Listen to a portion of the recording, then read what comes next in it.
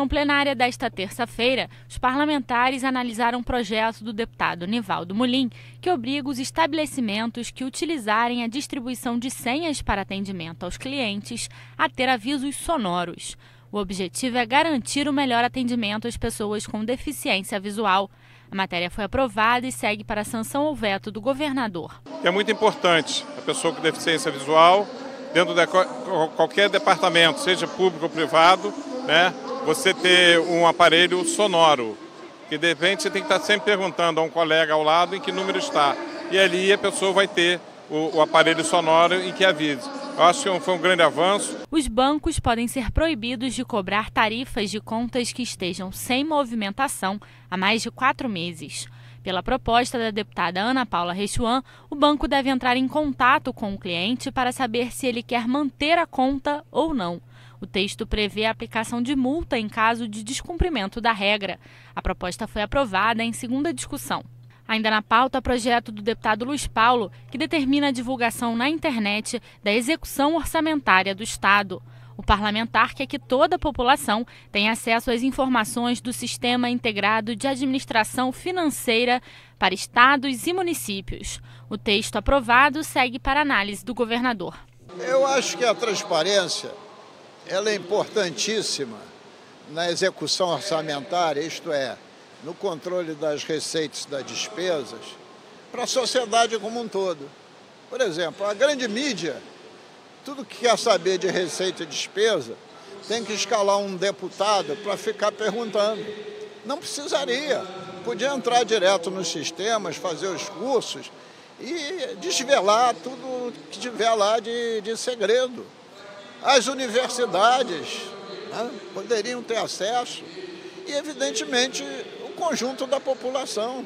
Então, a ideia do projeto é fazer com que o orçamento deixe de ser um objeto misterioso e seja de acesso a todos. A deputada Marta Rocha quer alterar a lei que determina a divulgação de fotos de crianças e adolescentes desaparecidos.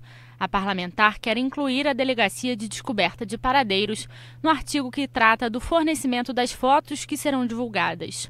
O texto prevê ainda que a Delegacia de Descoberta de Paradeiros poderá fornecer fotos com imagens envelhecidas e a reprodução de como a criança estaria atualmente. A matéria foi aprovada e segue para a sanção ou veto do governador. Esse projeto ele quer trazer essa possibilidade da distribuição das fotos também para essa delegacia. Delegacia essa recém-criada que tem tido muito êxito no resultado da localização de pessoas desaparecidas. E também quer trazer essa discussão também para um projeto da delegacia que é o envelhecimento das imagens. Então, hoje, através de um programa de computador, você pega uma foto de uma criança de 10 anos, desaparecida com 10 anos de idade, há cerca de 5 anos, e você pode envelhecer essa criança. Então, você tem uma imagem que se assemelha a como a criança estaria, por exemplo, com 11 anos de idade. E o deputado Conte Bittencourt quer proibir a devolução de imóvel estadual cedido ao município por causa da municipalização do ensino fundamental enquanto durar o convênio. O projeto também prevê que o imóvel só será utilizado para a prestação do serviço. A proposta foi aprovada em segunda discussão. O projeto apenas corrige, essa relação, deixando claro que o Estado só pode retomar o prédio se o município interromper ali a oferta do ensino fundamental que foi municipalizado. Esse é o objetivo, dar a garantia jurídica ao município de que o prédio não será retomado, a não ser que o município interrompa a oferta daquele segmento que foi municipalizado. As organizações sociais que atuam na área da saúde poderão ser obrigadas a informar a Secretaria a cada 2 meses os preços pagos pelos medicamentos ou serviços comprados ou contratados. O texto também prevê que a Secretaria faça uma comparação entre os preços das organizações sociais e os da própria Secretaria e publique no Diário Oficial. O projeto do deputado Milton Rangel foi aprovado e será analisado pelo governo. Eles praticam hoje preços mais caros do que os praticados pela própria Secretaria de Saúde, que é sabedoramente um péssimo contratante por causa do tempo de pagamento, dos prazos de pagamento. Então hoje se compra um melhoral na OS mais caro do que se compra um melhoral na Secretaria de Saúde. Isso tem que acabar. Essa transparência vai possibilitar que a população cobre eles. Cobre do governo, cobre do secretário e cobre das OS. Já o deputado Gilberto Palmares quer autorizar o governo a alienar imóveis da Vila do Abraão, colônia penal de 2 Rios, na Ilha Grande. A ideia é que os funcionários do presídio ou seus herdeiros legais possam financiar pelo programa Minha Casa Minha Vida os imóveis que ocupam. O parlamentar argumenta que são cerca de 130 famílias que vivem nas casas, a maioria há mais de 50 anos. A matéria aprovada segue para a sanção ou veto do governador. O Estado poderá ter campanhas de prevenção e combate à mortalidade infantil. O texto prevê a realização de palestras e a distribuição de panfletos, além da realização de mutirões para a realização de exames e distribuição de medicamentos. A proposta do deputado Benedito Alves foi aprovada em segunda discussão. Aprovada ainda a proposta do deputado Zaqueu Teixeira, que proíbe a fabricação, venda ou importação de aparelhos bloqueadores de sinal de rastreadores de veículos. O texto prevê a aquisição desses aparelhos por empresas de segurança privada, desde que tenham autorização da Secretaria de Segurança Pública. Quem descumprir a regra poderá ser multado. A matéria retorna ao plenário para mais uma votação. Isso vai ser muito importante, porque você não vai permitir esse comércio no nosso estado e quem comercializar vai sofrer sanções, legais, para que a gente faça com que esse equipamento não seja usado quando a carga é roubada. Porque quando a carga é roubada, todo caminhão ele tem um sinal do GPS e que a localização dele é acompanhado pelas empresas.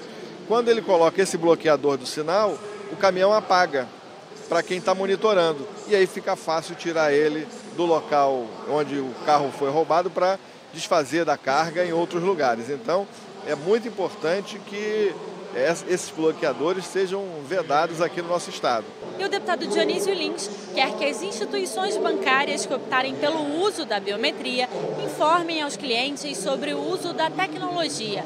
A proposta foi aprovada em primeira discussão e retorna ao plenário para mais uma votação. O que nós queremos com esta lei, que será absolutamente, com toda a rapidez, sancionada, é que ninguém seja obrigado. Ou seja, a gente dá o direito da opção. Se eu quero biometria, eu vou lá, assim eu faço. Se eu não quero o modus operandi antigo, que continue prevalecendo. Hoje, as instituições não respeitam isso. Algumas querem exigir a biometria. E esta lei vai regular esse assunto, nos dando o direito de escolha.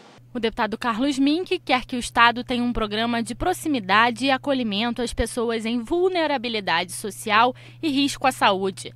O objetivo é cuidar dos dependentes químicos e seus familiares. A matéria recebeu 6 emendas e retornou às comissões. Hoje em dia, há milhares de pessoas que são dependentes de drogas. Muitos são presos, outros largados debaixo dos viadutos, outros são exterminados. Nada disso resolve. A gente tem que ter uma posição de tratar a questão de droga, primeiro como uma questão de saúde pública e não de polícia.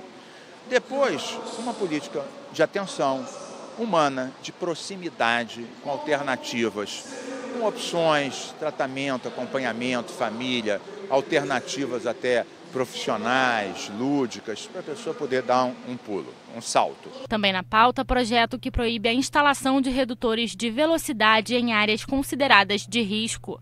O texto também prevê a realização de um estudo para a retirada gradual dos dispositivos instalados nesses locais. A proposta do deputado Dionísio Lins foi aprovada em primeira discussão. O que a gente quer com o nosso PL, assim que se transformar em lei, é garantir à população que ela não vai ter auto de infração de trânsito quando a área for de risco, mesmo que neste momento ainda não tenha sido retirado o tal pardal. O pardal já fica, por lei, proibido nas áreas de risco e vai ser retirado gradativamente. Entretanto, aonde for área de risco, eu quero questionar depois que seja anulada qualquer tipo de multas que tenha no local, porque não tem saída. Hoje você ou para e é assaltado, ou você avança e é multado. Vamos corrigir isso, se Deus quiser. No expediente final, o deputado Luiz Paulo defendeu a regulamentação da Lei Candir. O Supremo decidiu, em novembro de 16, que a Lei Candir tem que ser regulamentada para fazer a recomposição das perdas dos estados. Se o Congresso não o fizer até novembro, essa tarefa passa a ser do Tribunal de Contas da União. E é muito dinheiro. De 97 a 2015, a União deve a todas as unidades da Federação algo como 466 bilhões de reais. E ao Rio de Janeiro, 49,2 bilhões. Nós somos o segundo maior credor do Brasil.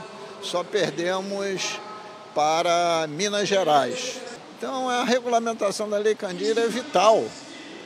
Se eles não querem mais Lei Candir, revoguem lá o artigo 3º e deixem a gente arrecadar o ICMS e que os municípios têm direito a 25%. O deputado Valdec Carneiro apontou a política de conteúdo nacional como forma de reativar a indústria naval. Quando em 2003 a Petrobras passou a adotar a chamada política de conteúdo nacional, que significa demarcar um percentual de suas compras a serem feitas na indústria naval brasileira, isto foi fundamental para que os empregos voltassem a crescer. Centenas de milhares de empregos foram gerados em intervalo de tempo curto entre empregos direto e indiretamente ligados à indústria naval.